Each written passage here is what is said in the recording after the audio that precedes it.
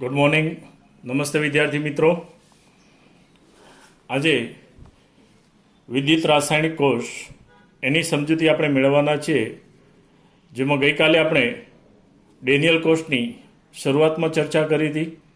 ત્યારબાદ સૂકો કોષ એટલે કે લેક્લેન્સે કોષ, જે વ્યવહારમાં નિપ્પો નોવિનો એવરેડી બેટરી ટ્રાન્ઝિસ્ટર રેડિયોમાં જે વપરાય છે તેનો અભ્યાસ કર્યો હતો.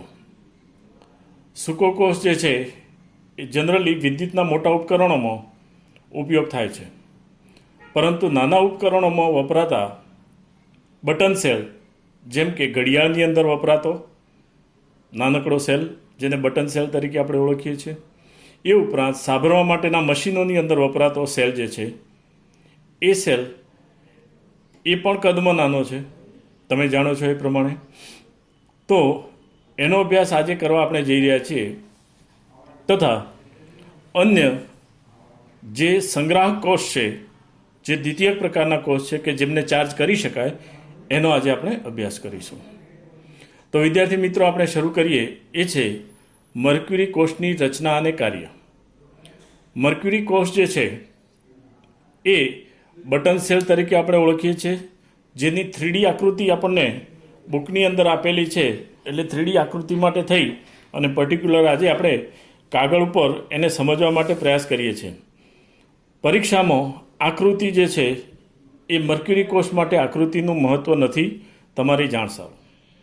હવે આકૃતિ પર થોડી નજર નાખી દઈએ તો આકૃતિમાં દર્શાવ્યા પ્રમાણે ઝીંકનો મર્ક્યુરી સાથેનો સંરસ એ એનોડ તરીકે અને HgO મર્ક્યુરી ઓક્સાઇડ તથા કાર્બનની લુગદી એ કેથોડ તરીકે હોય છે. હવે સૌથી પહેલાં જોઈએ કે ઝીંકનો મર્ક્યુરી સાથેનો સંરસ. સંરસ માટે બીજો શબ્દ છે એ છે એમાલ્ગમ. સામાન્ય રીતે મર્ક્યુરી પ્રવાહી સ્વરૂપે છે. એનું ઝીંક સાથેનું જે મિશ્રણ છે, ઝીંક પાવડર સાથેનું, તો એ એમાલ્ગમ લુગદી જેવું મટીરિયલ, સેમી સોલિડ મટીરિયલ જે છે એને એમાલ્ગમ અથવા તો સંરસ કહેવામાં આવે છે. તો ઝીંક મર્ક્યુરી સાથેનો સંરસ એનોડ તરીકે. એક બાબત આપણે યાદ રાખી લઈશું, અને HgO તથા કાર્બનની લુગદી કેથોડ તરીકે હોય છે. આ બીજી બાબત આપણે યાદ રાખી લેવાની. તો એનોડ અને કેથોડ તરીકે કયા ઘટકો વપરાય છે તે બાબત આપણે સમજ્યા. આ ઉપરાંત તેમાં વિદ્યુત વિભાજ્ય તરીકે KOH અને ZnO ની લુગદી જોવા મળે છે. તો વિદ્યુત વિભાજ્ય તરીકે KOH અને ZnO ની લુગદી હોય છે. તો 3 બાબત થઈ. એનોડ તરીકે કયા ઘટકો વપરાય? ઝીંક મર્ક્યુરી સંરસ.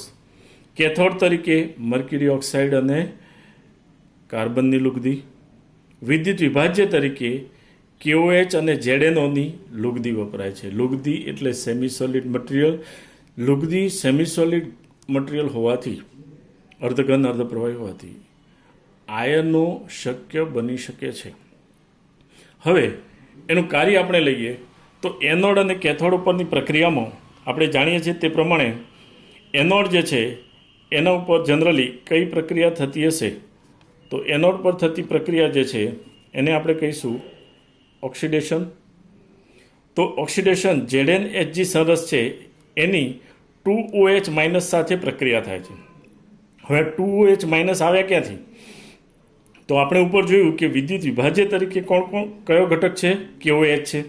તો KOHમાંથી OH માઇનસ આયનો નીપજે છે, જે Zn સંરસ સાથે પ્રક્રિયા કરી ZnO વત્તા H2O બનાવે છે અને 2 ઇલેક્ટ્રોન છે એ મુક્ત કરે છે. પછી મુક્ત થયેલા ઇલેક્ટ્રોન જે છે એ HgO વત્તા H2O વત્તા 2 ઇલેક્ટ્રોન, એટલે HgO દ્વારા 2 ઇલેક્ટ્રોન જે છે એ શું થાય છે? સ્વીકારાય છે. એટલે Hg+2 અહીંયા જે હતું ઓક્સિડેશન સ્થિતિ, એમાંથી Hgમાં રૂપાંતર થાય છે વત્તા 2OH માઇનસ બને છે. સંપૂર્ણ કોષ પ્રક્રિયા આપણે લઈએ તો એની અંદર આપણે જોઈ શકીએ કે OH માઇનસ આ બંને રિમૂવ થઈ જશે. ઇલેક્ટ્રોન અને ઇલેક્ટ્રોન રિમૂવ થઈ જશે. તો બાકી જે વધ્યું એ ZnHg વત્તા HgO. પાણીનો અણુ પણ જે મુક્ત થયેલો હતો એ પ્રક્રિયા દરમિયાન વપરાય. તો ZnHg વત્તા HgO, તો એમાંથી મળે છે ZnO વત્તા Hg. એટલે અહીં જે છે એ Znનું Zn+2માં ઓક્સિડેશન થાય છે, એટલે એને એનોડ કહ્યો આપણે. HgOનું Hg+2નું Hgમાં રિડક્શન થાય છે, જેને આપણે કેથોડ તરીકે ઓળખ્યો. તો એનોડ અને કેથોડ પરની પ્રક્રિયા તથા એકંદરે કોષ પ્રક્રિયા આપણે લીધી. આવો એક કોષ જે છે એ કોષનો પોટેન્શિયલ 1.35 વોલ્ટ જેટલો છે. ડેનિયલ કોષ 1.10 વોલ્ટ, સૂકો કોષ 1.5 વોલ્ટ જેટલો પ્રવાહ વિદ્યુત પ્રવાહ આપે. અહીંયા 1.35 વોલ્ટ જેવો આપણને બટન સેલ અથવા તો મર્ક્યુરી કોષ વડે મળે છે. હવે આ પ્રક્રિયા દરમિયાન જે વપરાશ થાય છે એ કોષનો પોટેન્શિયલ જે વપરાશ દરમિયાન અચલ રહે છે, કારણ કે પ્રક્રિયા દરમિયાન કોઈ પણ આયન દ્રાવણમાં સમાવિષ્ટ થતા હોતા નથી. દ્રાવણમાં કોઈ પણ આયનો સમાવિષ્ટ થતા હોતા નથી. તેથી એનો કોષ સમગ્ર પ્રક્રિયા દરમિયાન એના વપરાશ દરમિયાન એ કેવો રહે છે? અચળ રહે છે. જ્યારે એની સામે આપણે જો સૂકો કોષ લઈએ તો એ ધીમે ધીમે ધીમે સેલ ધીમા થતા જાય. દાખલા તરીકે બેટરીમાં આપણે વાપરતા હોઈએ તો નવા સેલ નાખ્યા હોય તો આપણને તીવ્ર પ્રકાશ મળે. પછી જેમ જેમ સેલ વપરાતા જાય એમ બેટરી ડાઉન થઈ ગઈ આપણે એમ કહીએ, અથવા તો પ્રકાશની તીવ્રતા ઓછી થતી જાય. આનો ઉપયોગ જે છે એ શરૂઆતમાં જ આપણે ચર્ચા કરી લીધી કે તેનો ઉપયોગ જે છે એ નિમ્ન પ્રવાહ એટલે ઓછો પ્રવાહ માટે વપરાતા ઉપકરણો જેવા કે સાંભળવા માટેના સાધનો, જેને અંગ્રેજીમાં હિયરિંગ એડ તરીકે ઓળખવામાં આવે છે, અને બીજું ઘડિયાળોની અંદર થાય છે. ઘડિયાળો એટલે જનરલી કાંડા ઘડિયાળ, ક્વાર્ટઝ ઘડિયાળ જેને આપણે કહીએ છીએ, તેમાં એનો ઉપયોગ થાય છે. બરાબર છે. દિવાલની ઘડિયાળ છે એની અંદર પાછો કોનો ઉપયોગ થાય છે? તો પેન્સિલ સેલ અથવા તો સૂકો કોષ જે આપણે કહીએ છીએ તે.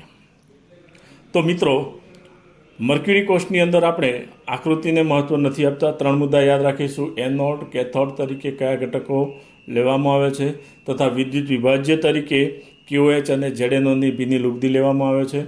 KOHમાંથી OH માઇનસ આયનો નીપજે છે, જે આપણને એનોડ પરની પ્રક્રિયામાં મદદરૂપ થાય છે. ત્યારબાદ કોષનો વોલ્ટ અને એનો ઉપયોગ એ આપણે સમજૂતી આપવાની છે. તો મિત્રો, એનોડ અને કેથોડ પરની પ્રક્રિયાઓ અલગથી લખી અને તમારે તૈયાર કરવાની રહેશે.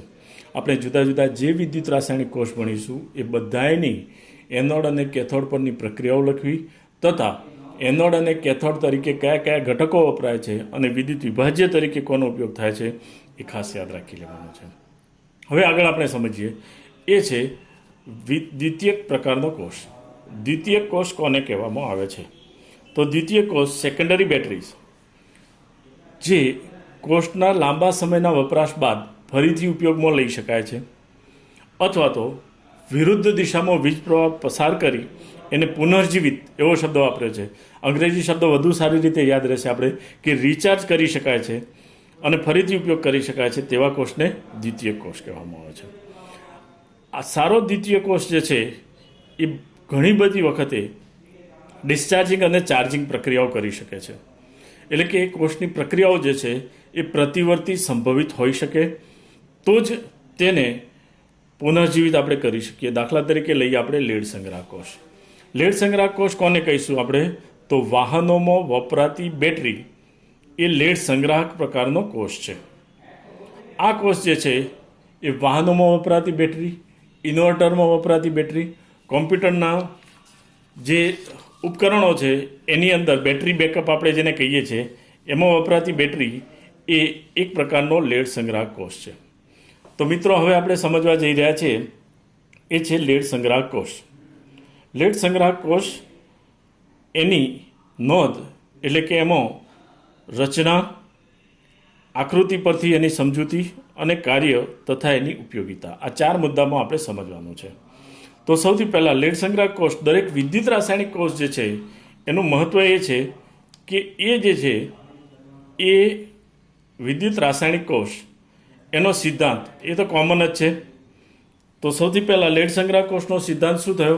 તો ડિસ્ચાર્જિંગ સમયે રાસાયણિક ઉર્જાનું વિદ્યુત ઉર્જામાં રૂપાંતર કરવું તે. તો સૌથી અગત્યનો દ્વિતીયક પ્રકારનો કોષ એ લેડ સંગ્રાહક કોષ છે. તેમાં અગાઉ આપણે જેમ જોઈએ એ પ્રમાણે એનોડ અને કેથોડ તરીકે કોનો ઉપયોગ થાય છે તે તો એનોડ તરીકે પીબી લેડ ધાતુની પ્લેટ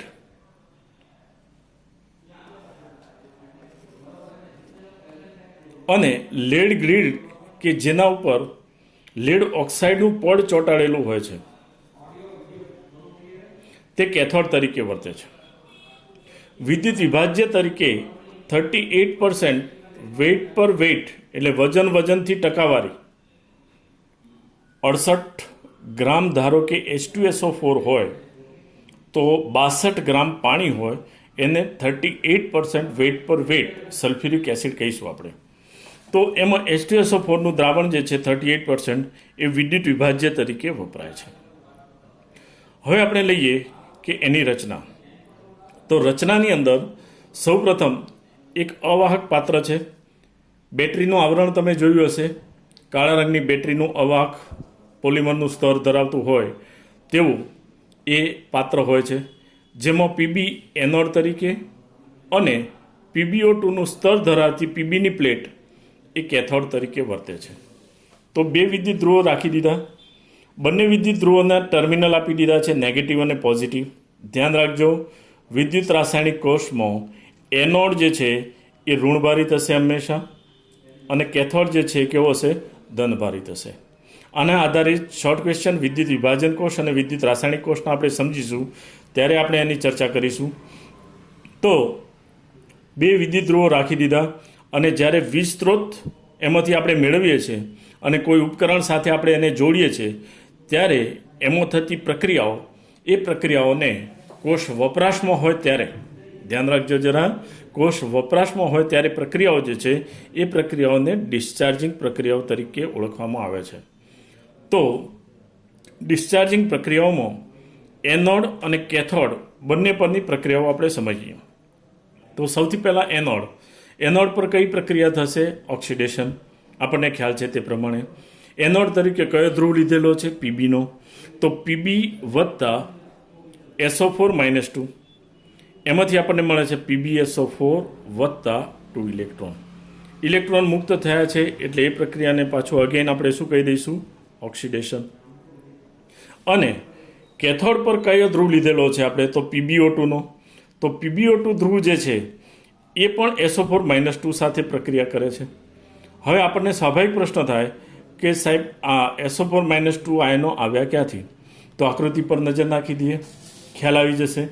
H2SO4 પ્રબળ વિદ્યુત વિભાજ્ય છે, તેના આયનીકરણથી કયા કયા આયનો બનશે? તો H+ અને SO4 - 2.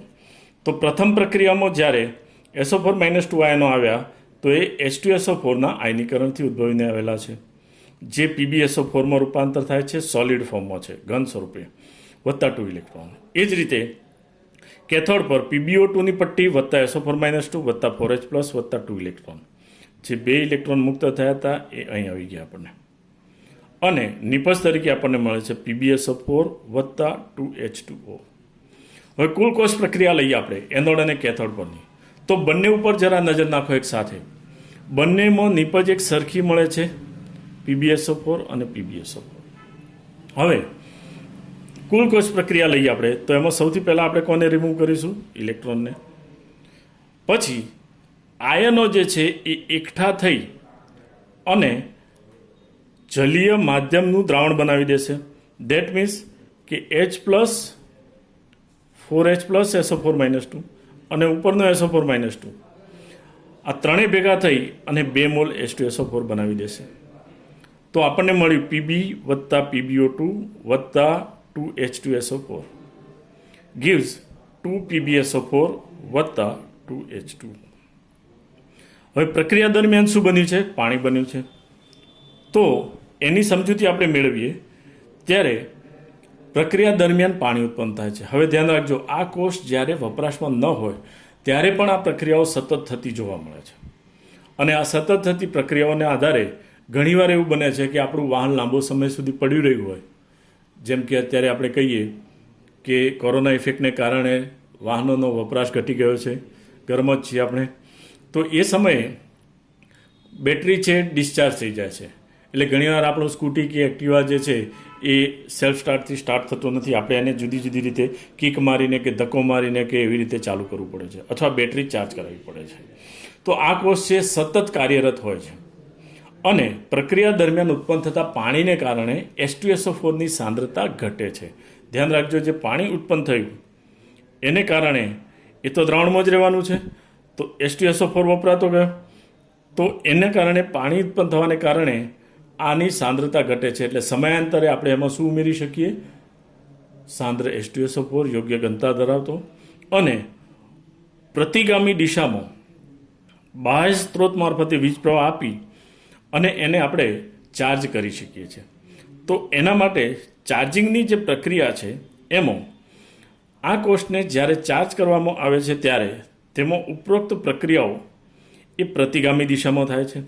એટલે કે એનોડ અને કેથોડ પરનો PbSO4 અનુક્રમે Pb અને PbO2માં પરિવર્તિત થાય છે.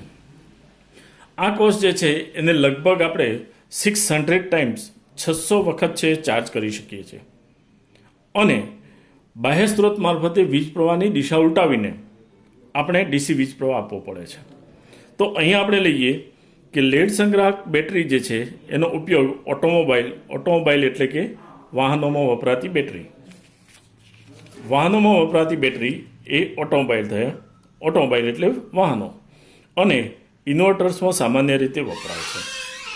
આવી બેટરી જે છે એ મેં અગાઉ તમને કહ્યું તેમ 600 વખત ચાર્જ કરી શકાય છે. હવે આમાં વધારાની એક બાબત આપણે સમજવાની છે, એ છે ઉપરની પ્રક્રિયાઓ આપેલી છે એ ડિસ્ચાર્જિંગ પ્રક્રિયાઓ છે. જ્યારે આપણે સમજીશું કે ચાર્જિંગ સમયે પ્રક્રિયાઓ કેવી રીતે થતી હોય તે, તો ચાર્જિંગ સમયની પ્રક્રિયાઓ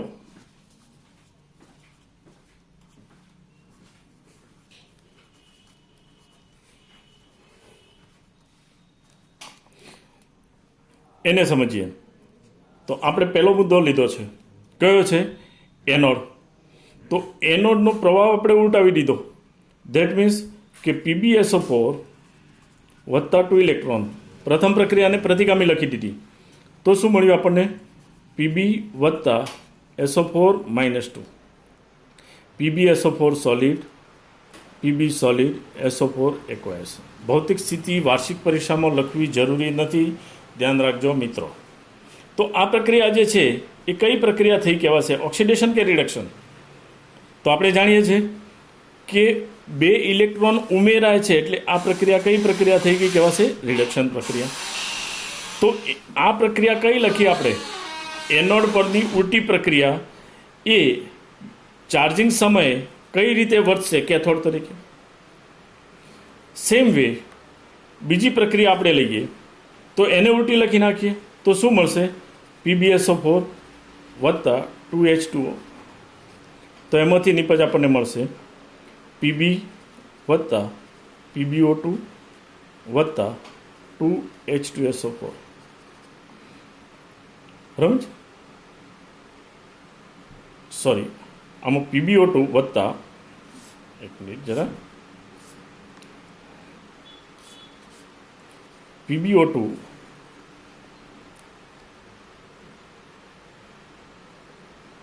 વત્તા SO4 -2 વત્તા 4H પ્લસ વત્તા 2 ઇલેક્ટ્રોન. અને નિપજ શું મળતી હતી આપણને? PbSO4 વત્તા 2H2O. હવે આને ઉલટાવી દઈએ.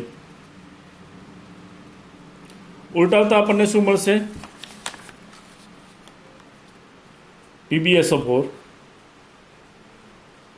વત્તા 2H2O gives PbO2 વત્તા SO4 -2 વત્તા 4H પ્લસ વત્તા 2 ઇલેક્ટ્રોન. અહીં ઇલેક્ટ્રોન મુક્ત થયા, તો આ પ્રક્રિયાને શું કહીશું આપણે? ઓક્સિડેશન. ઓક્સિડેશન એટલે શું થઈ? કઈ પ્રક્રિયા થઈ કહેવાશે? કયો ધ્રુવ કહેવાશે? એનોડ કહેવાશે.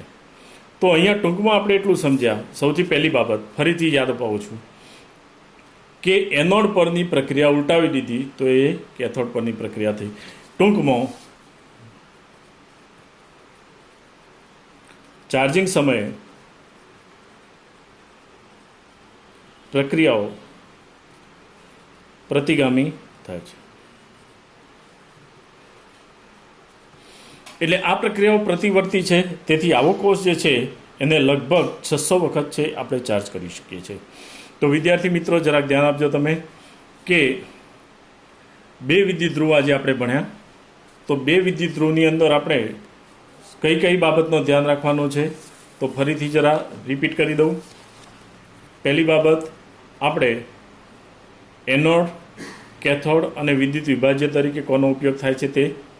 નંબર 2, કાર્યની અંદર વિદ્યુત ધ્રુવો પર થતી પ્રક્રિયાઓ અને કુલ કોષ પ્રક્રિયા જેમાં ઇલેક્ટ્રોન હોતા નથી. આવા કોષ દરમિયાન મળતો કુલ વીજ પ્રવાહ છે એની સમજૂતી આપણે આપવાની છે. એટલે મર્ક્યુરી કોષની અંદર કેટલો વીજ પ્રવાહ મળે આપણને 1.35 વોલ્ટ. અને એની ઉપયોગિતા જે આપણને ખ્યાલ છે કે હિયરિંગ એડ અને ઘડિયાળોની અંદર બટન સેલનો ઉપયોગ થાય છે. ત્યારબાદ દ્વિતીય પ્રકારના કોષ કે જેને આપણે પુનઃજીવિત કરી શકીએ છીએ અથવા ચાર્જ કરી શકીએ છીએ, એમાં સૌથી અગત્યનો કોષ આપણે ભણવાનો હતો એ છે લેડ સંગ્રાહક કોષ. તો લેડ સંગ્રાહક કોષની અંદર સિદ્ધાંત ડિસ્ચાર્જિંગ સમયે રાસાયણિક ઉર્જાનું વિદ્યુત ઉર્જામાં રૂપાંતર અને ચાર્જિંગ સમયે વિદ્યુત ઉર્જાનું રાસાયણિક ઉર્જામાં રૂપાંતર. આમાં સાવ સિમ્પલ કોષ છે.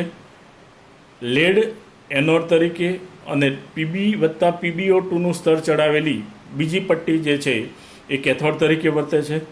એનોડ અને કેથોડ પરની ડિસ્ચાર્જિંગ સમયની પ્રક્રિયાઓ જો આપણે લઈએ તો બંનેમાં નિપજ સેમ PbSO4 મળે છે. દેટ મીન્સ કે Pb વત્તા SO4 -2, PbSO4 વત્તા 2 ઇલેક્ટ્રોન, 2 ઇલેક્ટ્રોન મુક્ત થાય એટલે એને શું કહીશું આપણે? ઓક્સિડેશન. કેથોડ પરની પ્રક્રિયા PbO2 વત્તા SO4 -2 વત્તા 4H+ વત્તા 2 ઇલેક્ટ્રોન, તો એમાંથી મળે છે PbSO4 2H2. બંનેની કઈ નિપજ કોમન છે? PbSO4 and PbSO4. Whenever ion in aqueous solution, that means SO4 -2 SO4 -2 plus 4H+, તો એ શું બનાવી દેશે? H2SO4નું દ્રાવણ.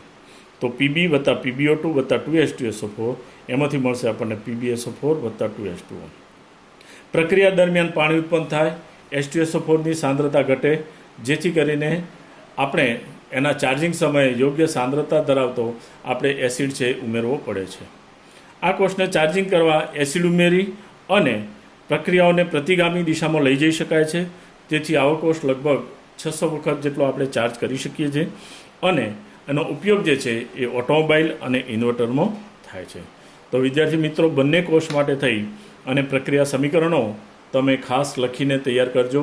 એનોડ, કેથોડ અને વિદ્યુત વિભાજ્ય તરીકે કોનો ઉપયોગ થાય છે એ સમજૂતી પણ અલગથી લખી 2 વાર રિફર કરજો મિનિમમ, જેથી કરીને પ્રક્રિયા સમીકરણોમાં ભૂલ ન થાય કે એકબીજામાં મિશ્ર ન થઈ જાય.